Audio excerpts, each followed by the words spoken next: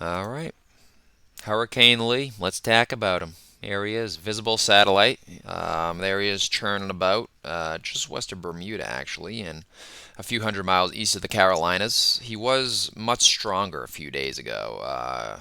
No longer a major hurricane, but still a Category 1 with 85 mile an hour sustained winds.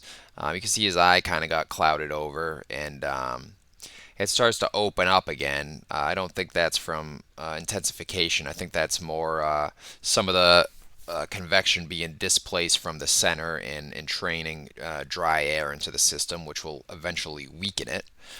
So basically, he's going to continue to move northward, um, hit the cooler waters off the New England coast.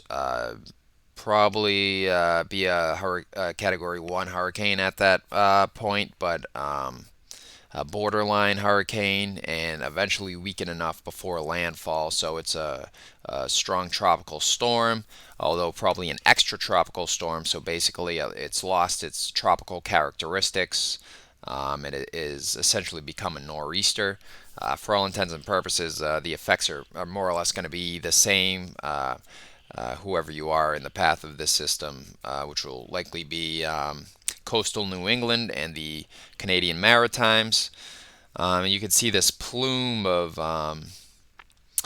moisture to the north as the latest trough that's moved off the eastern coast interacts with the system. And that was a cold front that did a number on southern New England with a few weak tornadoes and some flooding rains in Connecticut over the same areas that have seen that same type of weather several times throughout the summer. So let's hope as we move into fall, we don't start to see a pattern of tropical systems becoming the new thing around here. But no worries. All we're worrying about right now is just Lee, and for the vast majority of the region, not going to be a major impact.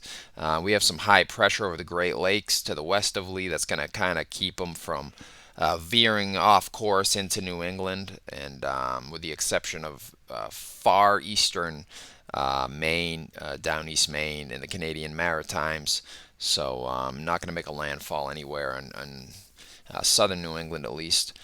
Um, Infrared, you can see some deeper convection at the beginning of this loop, but it really starts to get displaced to the north, and we start to lose those colder cloud tops as he weakens a bit. He could intensify a bit tomorrow, as there's still some warmer ocean waters in the Gulf Stream that he'll be moving through. But once he moves past the 40th parallel, um, he's definitely going to feel the impacts of those colder sea surface temperatures and weaken substantially. All right, let's take a look at National Hurricane Center. The latest advisory: 85 mile an hour sustained winds, 957 millibars for pressure, moving north at 15 miles an hour.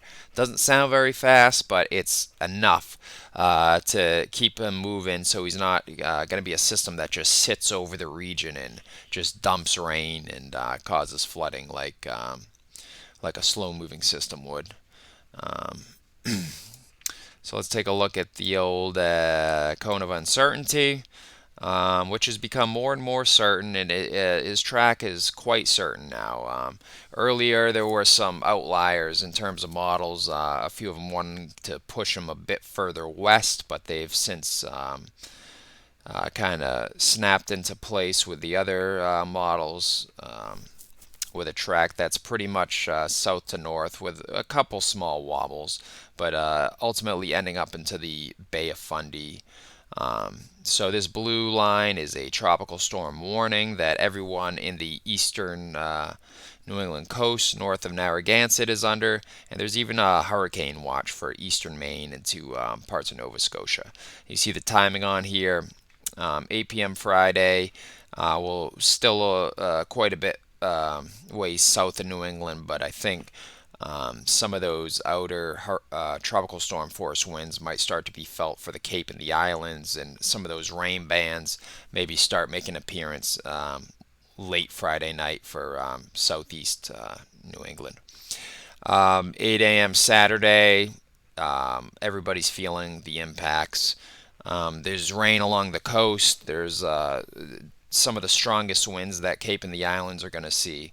Some of the stronger winds, gusting up to 50, could be about 40 miles inland, even further than that, inland into Maine. Most of Maine will see some 40 to 50 mile an hour gusts, but along the coast is going to see the strongest gusts, 50 to 60 miles an hour. Could even be a couple 70 mile an hour wind gusts in down east coastal Maine or Cape and the Islands.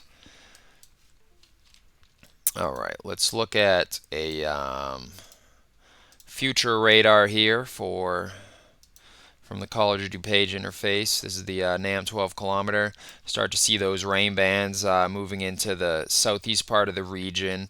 Um, Real late Friday into shortly after midnight on Saturday, and then by Saturday morning, everybody's feeling the effects of the system. It's pretty much parallel with Boston at this point, but about 200 to 250 miles east. The rain is pretty much out of southern New England by early afternoon. Just a few scattered showers, but some of the heavier, steadier rain is still lingering into eastern Maine through later in the day and evening Saturday. In terms of total precipitation, we really lucked out in anywhere pretty much west of Maine and west of Cape and the Islands. There will be some rain, but it's really not going to add up much. Down East Maine is the only area I think there could be some flooding. Some of these areas get 2 to 4 inches of rain, so that could definitely cause some problems in at least with some localized urban flooding or small stream flooding. And then surface wind gusts.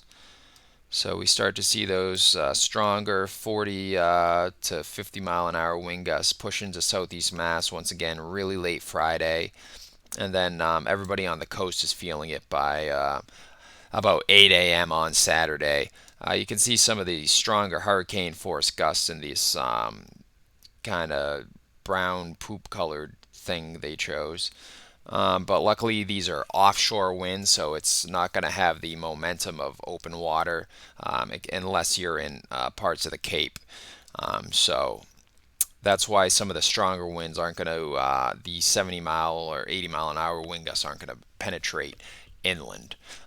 Right along the coast of Maine, there still could be some 60 to 70 mile an hour winds, like I said, but inland it's mostly 40 to 50 mile an hour winds, maybe some 60 mile an hour wind gusts. So that's going to cause scattered outages along the coast, and then inland isolated to scattered outages in Maine.